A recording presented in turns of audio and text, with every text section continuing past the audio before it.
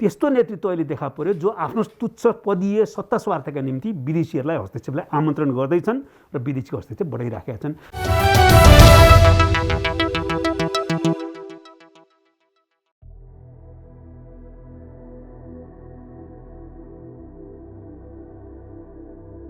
नेपाली जनताको दशकौं लामो सङ्घर्ष, त्याग, तपस्या र बलिदानबाट देशमा सङ्घीय लोकतान्त्रिक गणतन्त्र संस्थागत भयो। दुनियाँको सबैभन्दा सुदृढ व्यवस्था भनिएको गणतन्त्रमा जनताको जनजीविकाको सवाल र नागरिकका समस्या समाधान हुने ठूलो अपेक्षा गरियो। तर गणतन्त्र स्थापनापछि पनि उही प्रवृत्ति दोहोरिरह्यो।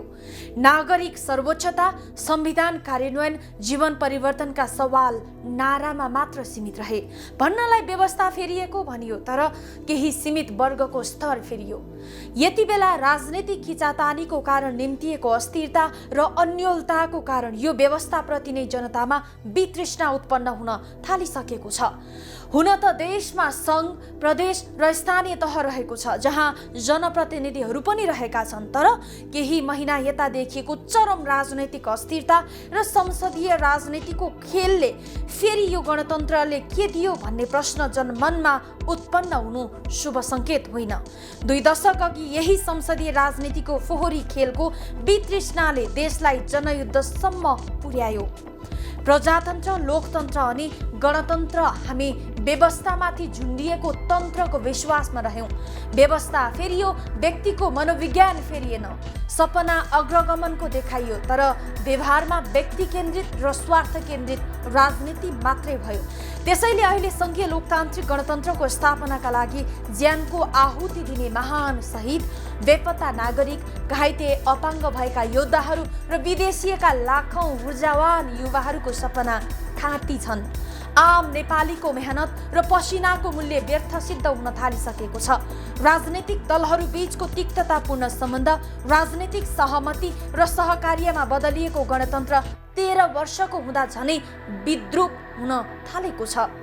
यसैबीच लोकपथ.com ले गणतन्त्र स्थापनाको लागि अग्रणी भूमिका खेलेको पार्टी माओवादी केन्द्रका प्रवक्ता तथा पूर्व उपप्रधानमन्त्री नारायण काजी श्रेष्ठलाई 5 प्रश्न सोधेको छ।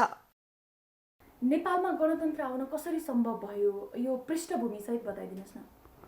हैन, नेपाली जनताले निरङ्कुशतन्त्रको विरुद्ध सङ्घर्ष गर्ने क्रममा यो राणा शासन विरोधी सङ्घर्ष, त्यसपछि विभिन्न प्रकारका जनआन्दोलनहरू, सहस्त्र सङ्घर्षहरू गर्दै आए। यहाँ चाहिँ संवैधानिक राजतन्त्रको पनि प्रयत्न भयो, तर संवैधानिक राजतन्त्रात्मक भनिएको संविधान अन्तर्गत पनि राजतन्त्र संवैधानिक ढङ्गले बस्न सकेन। त्यस्तो स्थितिमा नेपाली जनताले राजतन्त्रको अन्त्य गरे मात्रै नेपालमा लोकतन्त्र स्थापित गर्न सकिन्छ, नेपालको लोकतन्त्रको लागि गणतन्त्र अनिवार्य छ भनेर आफ्नै व्यवहारबाट महसुस गरिसकेपछि नेपालका राजनीतिक पार्टीहरूको नेतृत्वमा नेपाली जनताले सङ्घर्षलाई साथ दियो। त्यस्तो सङ्घर्षमा नेकपा माओवादीले जनयुद्ध गरेर सहस्त्र सङ्घर्ष अगाडि बढाइरहेको थियो र हिजो संसदभित्र रहेका संसदीय सङ्घर्ष गर्ने शक्तिहरू र अरू संसदमा नरहेर पनि जनआन्दोलन कहीँ गर्ने शक्तिहरू सबै मिलेर अन्ततः 62-63 को जनआन्दोलनको विकास भयो र गणतन्त्र स्थापित भयो। त्यसकारणले यसलाई यसरी भन्न सकिन्छ कि नेपालमा मौलिक बाटोबाट गणतन्त्रको स्थापित भयो, सङ्घीय लोकतान्त्रिक गणतन्त्रको स्थापित भयो। यो चाहिँ सहस्त्र सङ्घर्षबाट मात्रै पनि भएन, यो शान्तिपूर्ण जनआन्दोलन वा संसदीय सङ्घर्षबाट मात्रै पनि भएन, जनयुद्ध र जनआन्दोलनको संयोजनबाट अन्ततः ऐतिहासिक जनआन्दोलन 62-63 को परिणामस्वरूप नेपालमा सङ्घीय लोकतान्त्रिक गणतन्त्र स्थापित भयो।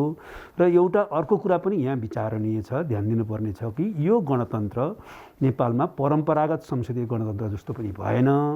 कम्युनिस्टहरूले सामन्तवादलाई अन्त्य गरेर लोकतान्त्रिक प्रणाली स्थापित गर्दाखेरि चीनको जस्तो, क्युबाको जस्तो, कोरियाको जस्तो पनि यो भएन, जसलाई नयाँ जनवाद वा जनताको जनवाद भनिन्थ्यो।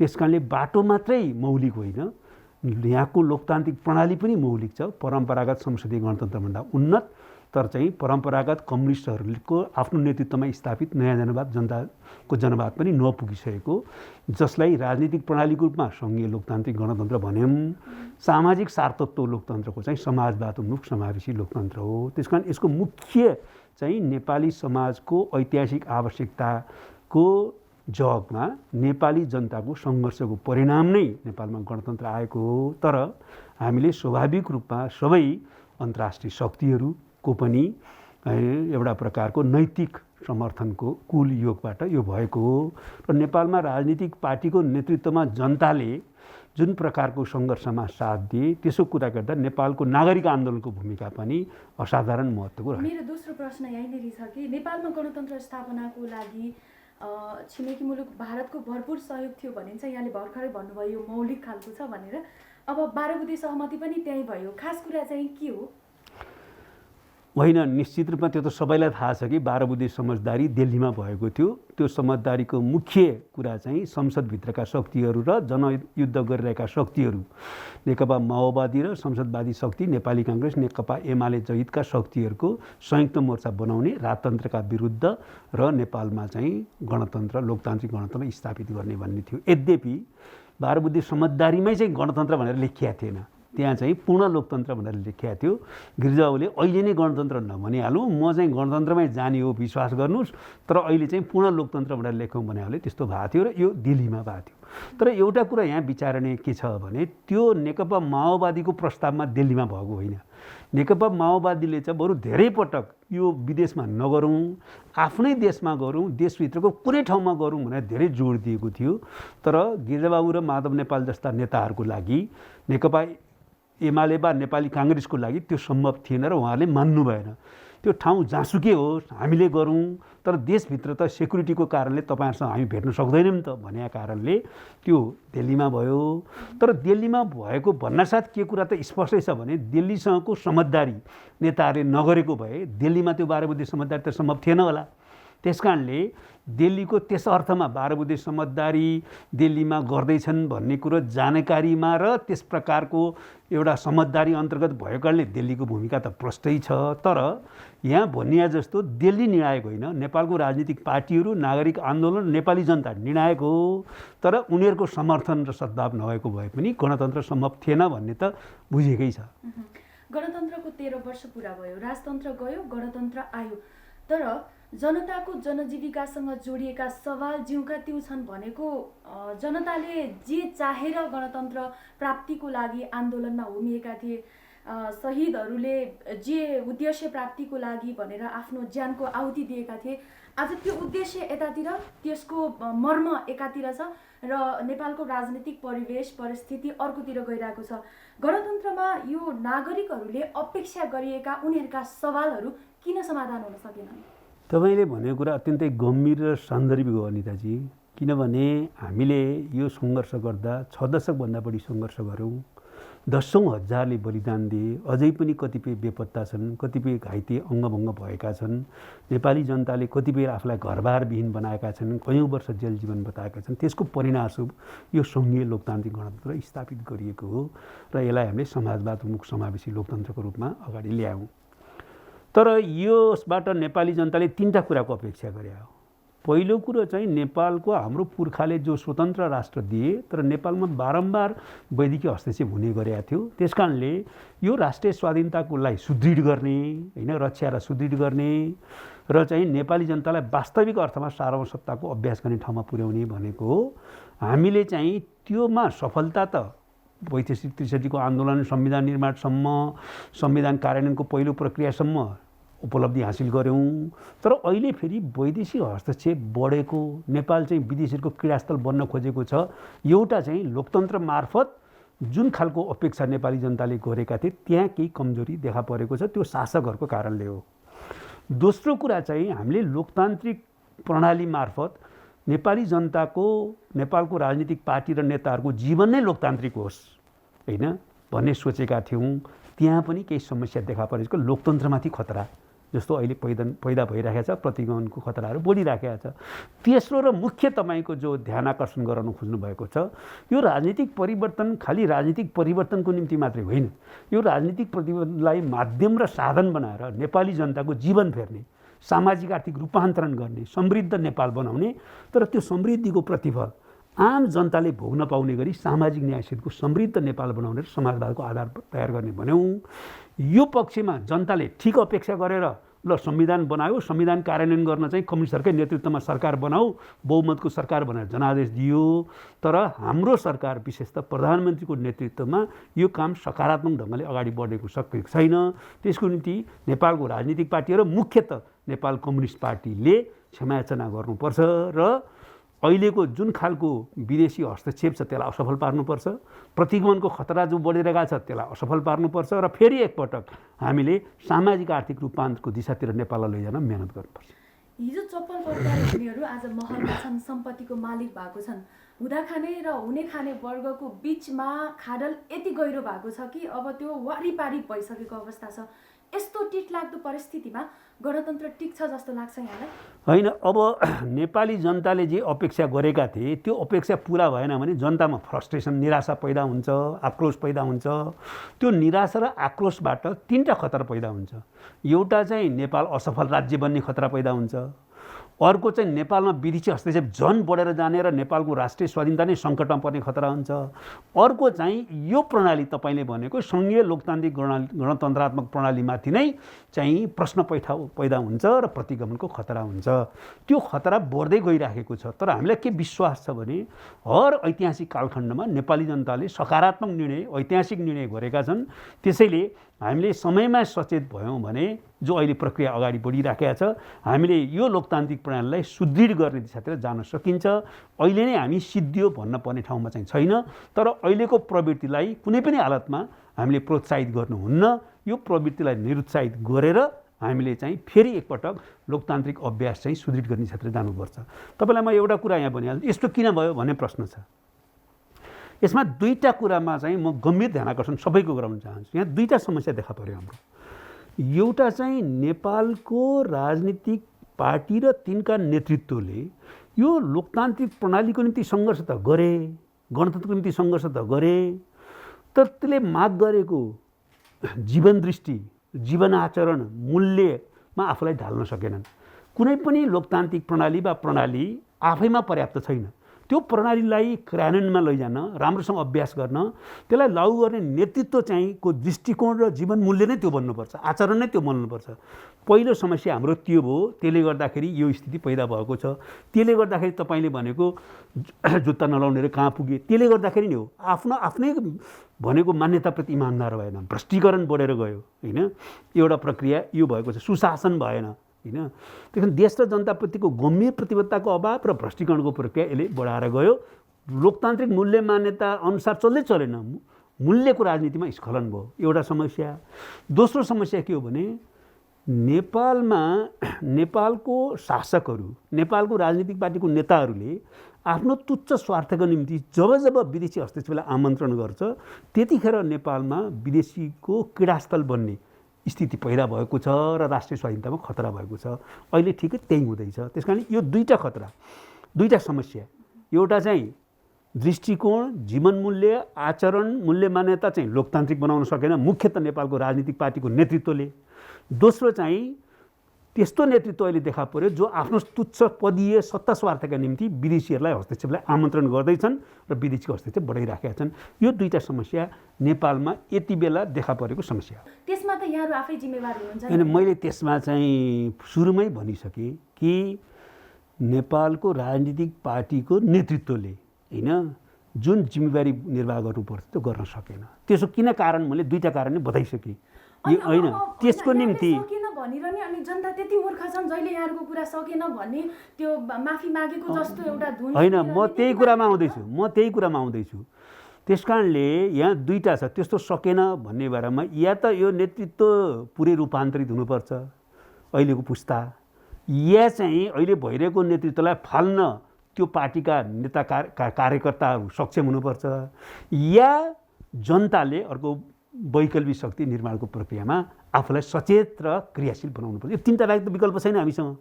त्यस कारणले यसको निम्ति नै म अपिल गरिराखेको छु। तर तपाईँलाई यति मात्रै भन्न चाहन्छु कि नेपालको राजनीतिक पार्टीका नेताहरू सबै उस्तै चाहिँ छैनन्, तर आम रूपमा उनीहरूले पनि आफ्नो कमान्डमा पार्टीलाई लिन सकेनन् होला, होइन? त्यस कारण आम जनताले चाहेको, नागरिक आन्दोलनले चाहेको एउटै मात्रै कुरा छ, अहिले पार्टीहरू बदलिउन्, राजनीतिक पार्टीहरू बदलिउन्। बदलिएपछि मात्रै संविधान र लोकतन्त्रको रक्षा हुनसक्छ, बदलिएपछि मात्रै राष्ट्रियताको सुरक्षा हुनसक्छ, बदलिएपछि मात्रै सामाजिक आर्थिक रूपान्तरण हुनसक्छ। त्यसको निम्ति जो रूपान्तरणको अभियान चलाउनु पर्यो त्यो कमजोर भएको छ, त्यसलाई बलशाली बनाउनु पर्छ। त्यसैले मैले भनेको छु विचारधारात्मक सांस्कृतिक रूपान्तरणको अभियान हरेक पार्टीमा जबरजस्त रूपमा चलाउनुपर्छ। र त्यसको निम्ति चाहिँ दुईवटा कुरा म अपिल गर्न चाहन्छु। आम कार्यकर्ताहरूमा आलोचनात्मक चेत भएन भने, ठिकलाई ठिक बेठिकलाई बेठिक भन्ने साहस भएन भने, होइन, यो बदलिन्न। एउटा दोस्रो कुरा चाहिँ सांस्कृतिक स्तर उन्नत हुनुपर्छ। आफै भ्रष्ट भएर सबै अब कार्यकर्ता पनि नेतृत्वको सिकाइ गरेर भ्रष्टीकरणको बाटोतिर लाग्ने, पदबाट मैले के पाउन सकिन्छ भने त्यतिर कसरी पद पाउने, पद आएपछि कसरी सुविधा, कहिले पैसा, होइन, जेसको गरेर पनि प्राप्त गर्ने भनेपछि त्यो त बिग्रिन्छ। त्यस कारणले दुईवटा कुरा, आलोचनात्मक चेतको विकास गर्नु पर्यो, अर्को भ्रष्टीकरणबाट माथि राखेर हाम्रो चाहिँ सांस्कृतिक स्तर उन्नत बनाउनु। यति भएपछि वैचारिक सांस्कृतिक रूपान्तरणको अभियान चल्छ र लिडरसिप फेरिन्छ वा लिडरसिप फालेर नयाँ लिडरसिप जसले त्यो योग्यता हासिल गर्छ उनीहरू स्थापित हुन्छन्। हो, यो वर्तमान राजनीतिको विकल्पको बारेमा कुरा गरिरहँदाखेरि राजतन्त्रमा एउटा राजा थिए अनि गणतन्त्रमा छोटे राजाहरू धेरै भए, कसलाई मान्ने कसलाई टेर्ने, किन टेर्ने भन्ने कुरा भइसक्यो क्या अब त।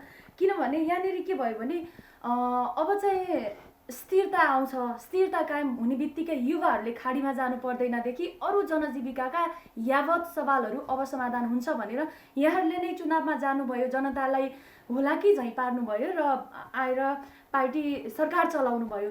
अहिले फेरि यो फुटको राजनीति भइरहँदाखेरि र अस्थिरता भइरहँदाखेरि पछिल्लो राजनीतिक घटनाक्रम यति टिठ लाग्दो, यति उदेक लाग्दो, यति आश्चर्यचकित छ कि आम मानिसमा ओहो यो कुनै हालतमा नेपालको राजनीति सफा नहुने रहेछ भन्ने खालको एउटा, अब यहाँले त भ्रम भन्नुहुन्छ होला, तर एउटा त्यो बसिसकेको छ।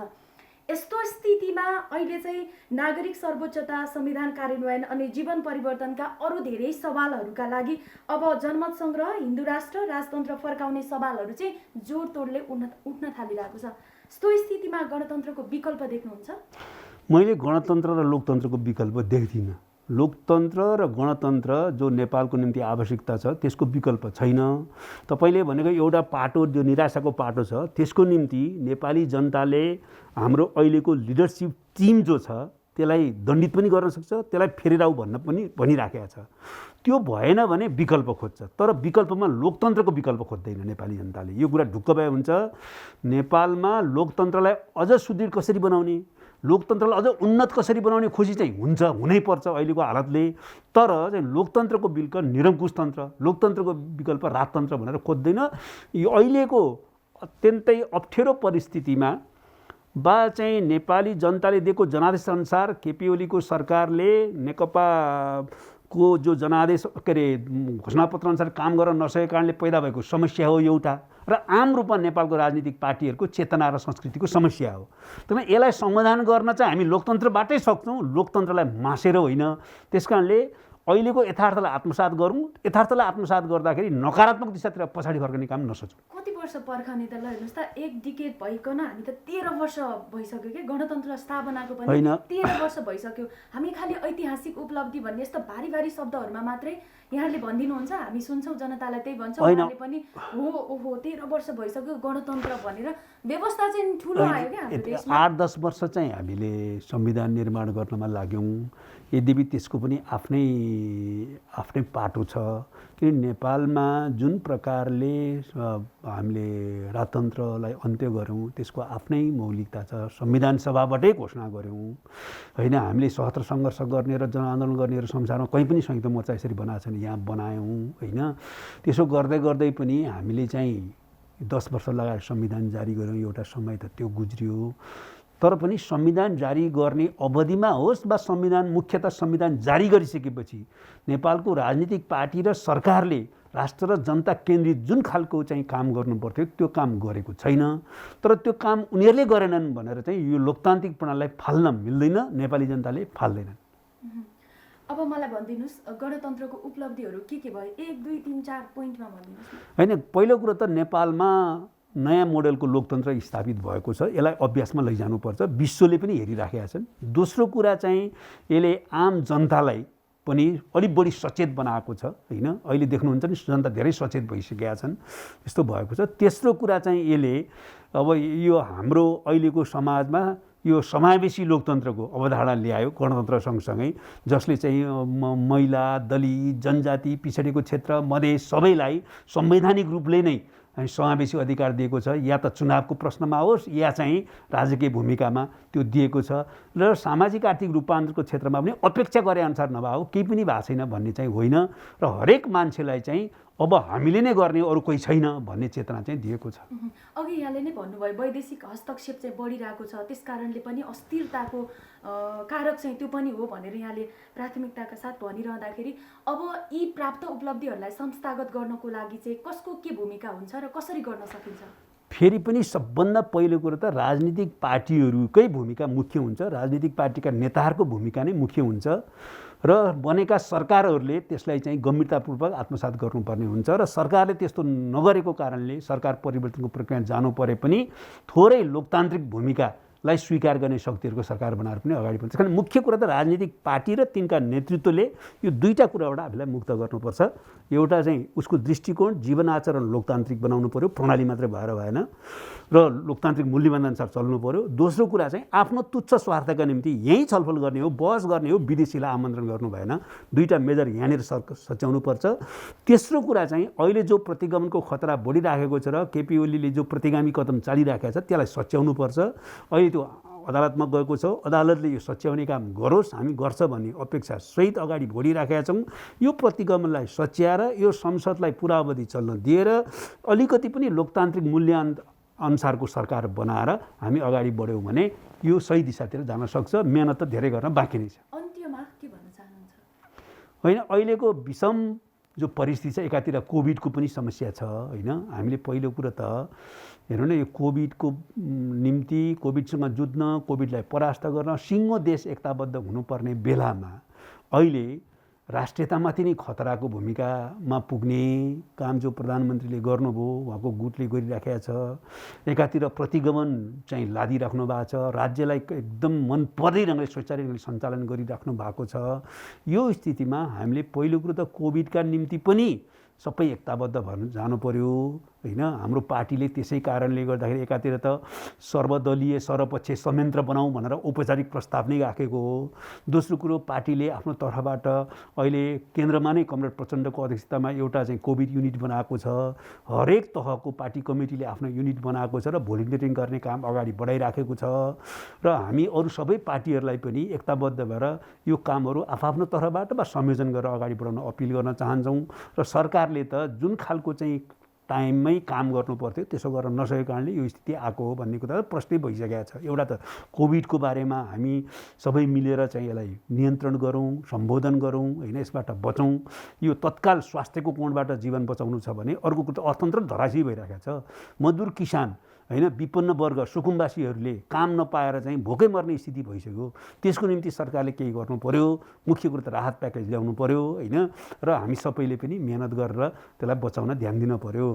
पहिलो कुरा त्यो। दोस्रो कुरा म फेरि भन्न चाहन्छु, हामी वैदेशिक हस्तक्षेपको विरुद्ध सबै देशभक्त शक्तिहरू वा अहिलेको वैदेशिक हस्तक्षेपको प्रक्रियालाई नरुचाउने सबै शक्तिहरू, त्यसको विरोध गर्ने सबै शक्तिहरू एकताबद्ध हुनु पर्यो। एक। दुई, अहिलेको चाहिँ जो संविधान नै खाने, संविधानलाई नै ध्वंस गर्ने असंवैधानिक कदम चाल्ने प्रक्रिया छ त्यसलाई रोक्न सफल हुनु पर्यो र यो संविधान र लोकतन्त्रलाई रक्षा गर्नु पर्यो। त्यसो भएपछि मात्रै हामी चाहिँ फेरि सामाजिक आर्थिक रूपान्तरणको प्रक्रियामा जान सक्छौँ। धन्यवाद यहाँलाई कुराकानीको लागि। यहाँलाई पनि धन्यवाद।